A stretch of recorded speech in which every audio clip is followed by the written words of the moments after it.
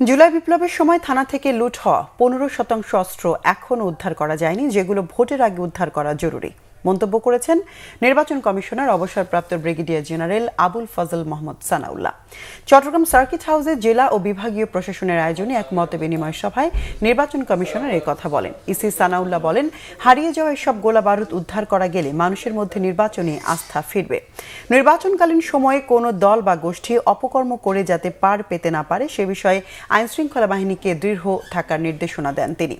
নির্বাচন কর্মকর্তাদের স্বচ্ছতা, নিরপেক্ষতা, স্বাধীনভাবে কাজ করার আহ্বান জানিয়ে ইসি সানাউল্লাহ বলেন, কোনো কাজে পক্ষপাতিত্ব করা যাবে না।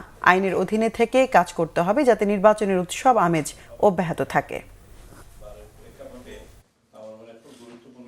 এবারে আইনে পরিবর্তন এনে এখানে অ্যাডজুডিকেশনের দায়িত্বটাও দেয়া হয়েছে। এটি একটি বিচারিক কমিটি, যুগ্ম জেলা জজ বা যুগ্ম মেট্রোপলিটন ম্যাজিস্ট্রেটের নেতৃত্বে এই টিমটা কাজ করে থাকে। তার মানে তারা তদন্তও করতে পারবে। এই তদন্ত তারা কোনগুলো করবে? তারা সুও মোটো তদন্ত করতে পারে, তাদের কাছে কোনো রিপোর্ট হলে পারে সেটা দিয়ে তদন্ত করতে পারে, নির্বাচন কমিশন বা রিটার্নিং অফিসার কর্তৃক প্রেরিত কোনো বিষয়েও তদন্ত করতে পারে।